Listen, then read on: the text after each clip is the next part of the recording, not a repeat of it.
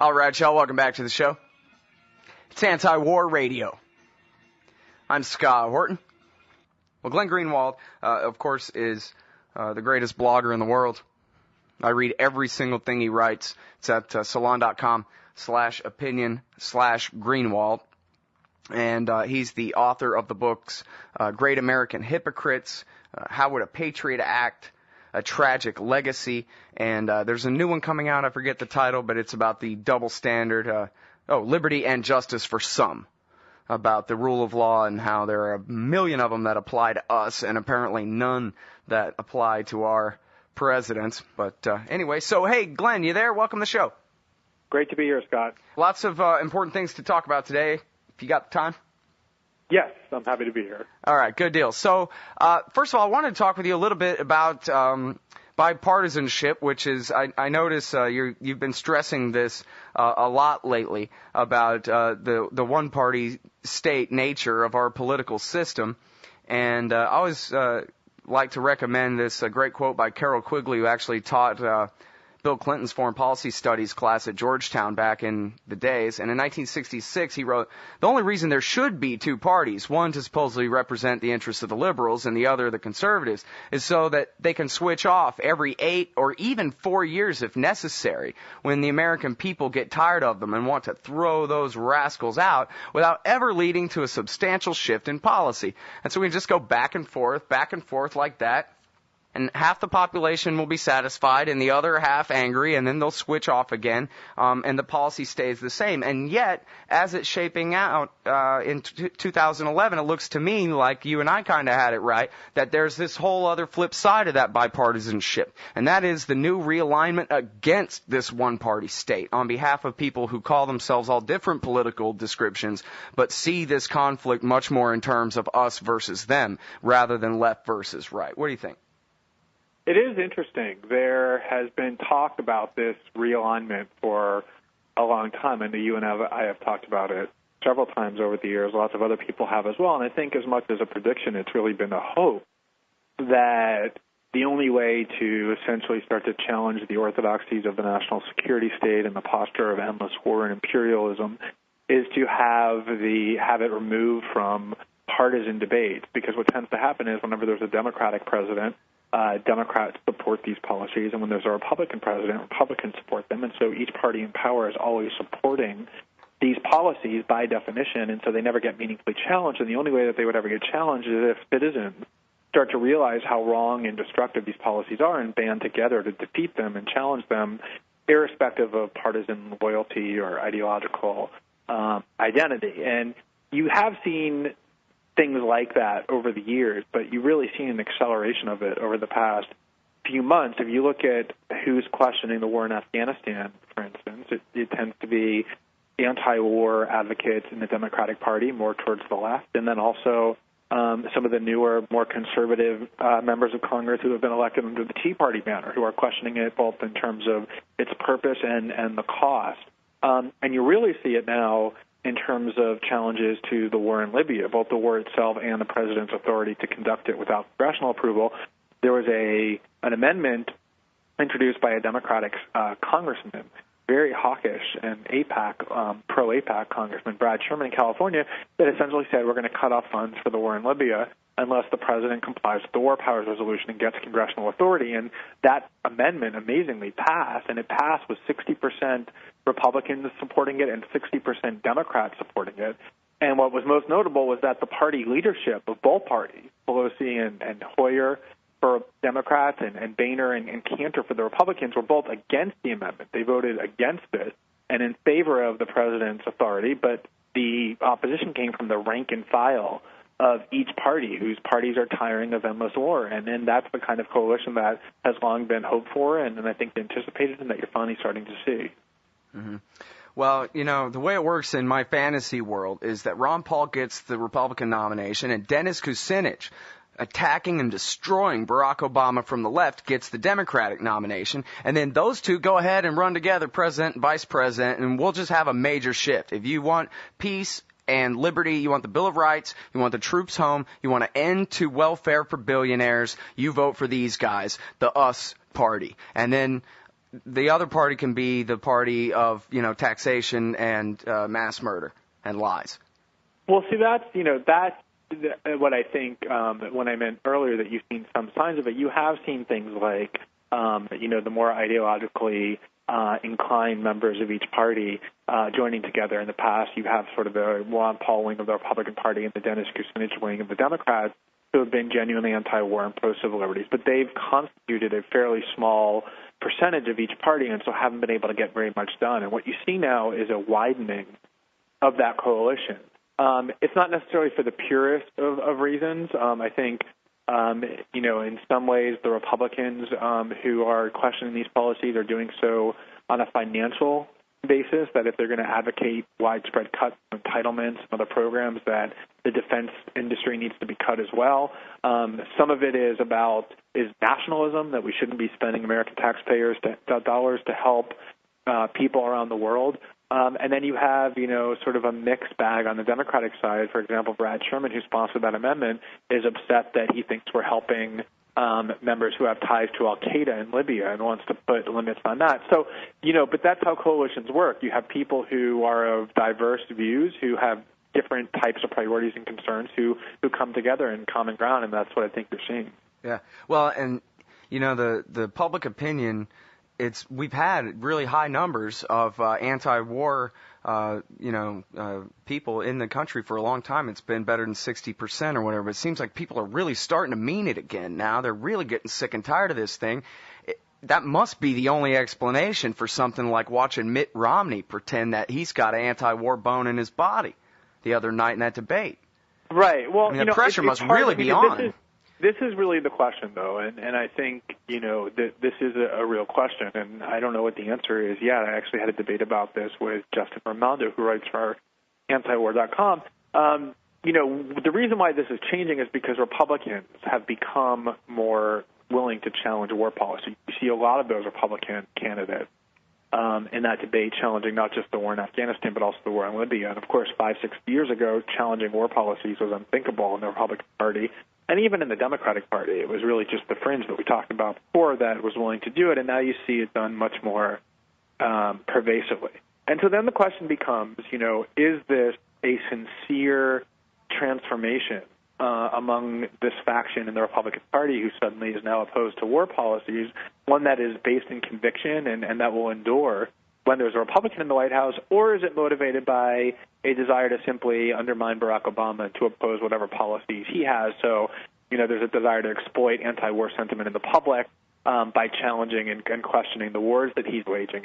And that, I think, is something that we don't know the answer to yet. I mean, if you remember in the 1990s, it really was quite similar. I mean, we had Bill Clinton, who was starting wars and advocating wars, and Madeleine Albright and the Clinton officials who wanted to go to war in all kinds of places, and who did go to war in all kinds of places. And there was an isolationist strain in the Republican Party, a significant one, that questioned that sort of almost from the left. And George Bush, of course, when he ran in 2000, famously urged a more humble foreign policy.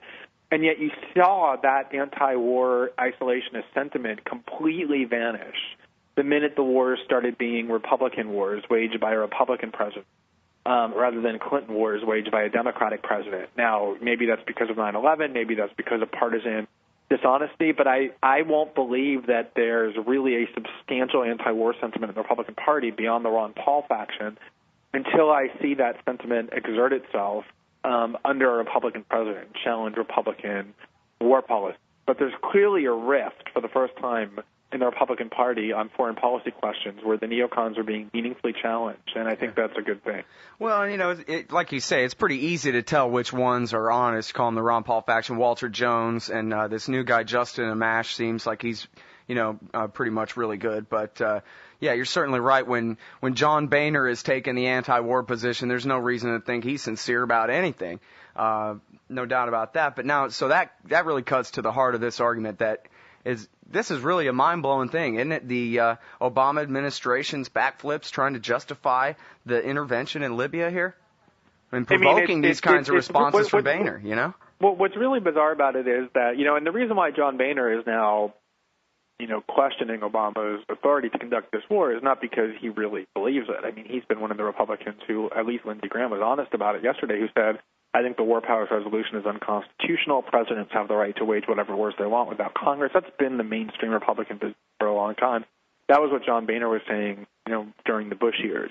So there's nothing genuine about John Boehner's view. He's doing it because his caucus is demanding it, and he's responding to that. But I think, one of the things that really is so interesting is that had Barack Obama gone to the Congress at the beginning of this conflict and said, I need authorization to conduct this war in Libya, there's no question he would have gotten it. I mean, the leadership of the Republican Party was very much in favor of the Libya war. In fact, if anything, he was being criticized by people like John McCain and Lindsey Graham and lots of hawks in the Congress for not starting the war quickly enough, for not waging it aggressively enough, for not using enough force. So when you combine that still hawkish faction in the Republican Party with, the fact that most Democrats would never oppose a war conducted by their own president, there would have been clear majorities in both the Senate and the House to give him the authorization he needed. By not getting it, by waging a war plainly in violation of the law and the Constitution, the Republicans now have a political controversy that they can use against him, and now it's questionable whether or not he could get authorization. Certainly not unlimited authorization. That's not something that he's going to get. And so it's really kind of a problem of their own making, unnecessarily so, but it was the same with George Bush and Dick Cheney. They could have easily gotten congressional approval to eavesdrop on Americans without warrants had they asked for it, instead of just breaking the law and doing it anyway. They could have gotten congressional authorization for the detention and military commission regime at Guantanamo instead of just going ahead and doing it anyway. But they didn't want to go to Congress and ask permission, even though they could have gotten it, because they wanted it clear that as president, George Bush didn't need anybody's permission to do whatever he wanted in these realms, and that seems to be what's driving the Obama administration as well, the idea that he's the president, he's the commander-in-chief, and he doesn't need permission from the Republican Congress, the Republican House, to start the wars that he wants to start. But that's what I don't get, is why didn't he just say that? Why didn't he just take the Lindsey Graham position that Congress can't pass a War Powers Act, and we're not afraid of them, and we stand by the David Addington theory that the Commander-in-Chief clause is, and not even the end of it, only the words Commander-in-Chief is the only operant part of the Constitution. The President can do whatever he wants. Why all this nonsense about, we're just helping the British and the French do it, and so it doesn't count? And our troops aren't within harm's way. Right. For one thing, the War Powers Resolution has been a Democratic crown jewel for decades. I mean, to believe in the War Powers Resolution is almost as much of a litmus test to be a Democrat as believing in Social Security or Medicare or, the rest of Franklin Roosevelt's New Deal or Lyndon Johnson's Great Society. I mean, it was a reaction to the excesses of Vietnam and to the sort of mid-1970s response to Watergate, that the executive was out of control, and these were Democratic reforms. So for Barack Obama, Democratic president, to come out and take what has been Ronald Reagan's position and the Republican Party's position of the War Powers Resolution is unconstitutional because the president is omnipotent under Article 2 would be just too much hypocrisy, even for our political culture, and too much of a war on his own party's long-stated position. But more specifically, when Barack Obama was running for president, he answered a questionnaire about executive power submitted to him by Charlie Savage, then of the Boston Globe, now of the New York Times. And one of the questions that Obama was asked was, would George Bush have the authority to attack Iran without congressional approval if he concluded that doing so was necessary for the national security of the United States? And Obama very clearly said, and I'm not quoting here exactly, but almost, presidents under our Constitution do not have the unilateral authority to deploy the military, except when doing so is necessary to defend against an attack on the United States. And so for him, 3 years later, to take the diametrically opposed position to say, of course, presidents have the authority to unilaterally order wars without Congress, even in instances where national security or self-defense aren't the reason, would be too embarrassing of a reversal. And so they don't have much of a choice. They have to claim that he believes in the War Powers Resolution and that he's abiding by it, and that's when you get these absurd theories that what's happening in Libya are not hostilities, and therefore the War Powers Resolution is inapplicable. What a joke. Yeah, you got to be a really bad president to make John Boehner write about you. All right. Well, now, so let me ask you this real quick. Another policy of Barack Obama's that I know you strongly object to is the persecution of WikiLeaks, or I guess they're calling it a prosecution. They've got a grand jury right now, and is it your understanding they're looking to charge Julian Assange and WikiLeaks with espionage? Is that it? Well, they want to charge Julian Assange and WikiLeaks with something. They want to criminalize what they've done and put them in prison. And there are a variety of theories that they're considering in order to do that. One of them is absolutely prosecuting them under the Espionage Act. The problem that they have with that theory and with any other theory is that WikiLeaks did here what newspapers and media outlets do all the time, which is they received classified information from someone in the government who wanted to leak it, and they then went and published it. That's what newspapers do all the time. They win Pulitzer Prizes when they do it. Bob Woodward has gotten very rich doing it.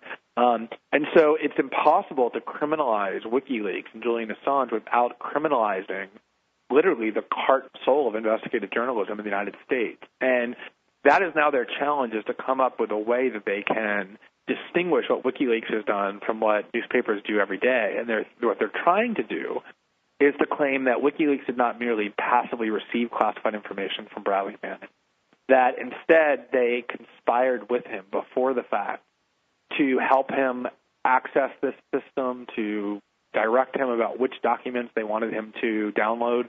Now, there's no evidence at all that that has happened. And there's been nobody who suggests that it has, and that's the reason that they've kept Bradley Manning in such oppressive conditions, because they were trying to break him and get him to incriminate WikiLeaks and Julian Assange by saying that they helped him before the fact. And that's what this grand jury is designed to do, is to come up with anything that will let them prosecute WikiLeaks in a way that they can claim WikiLeaks was a conspirator in the leaks, not just a passive recipient of them. All right, y'all. That is the great Glenn Greenwald. He writes at salon.com/opinion/Greenwald. He wrote, How Would a Patriot Act? A Tragic Legacy and Great American Hypocrites. The brand new one coming out in October is called Liberty and Justice for Some.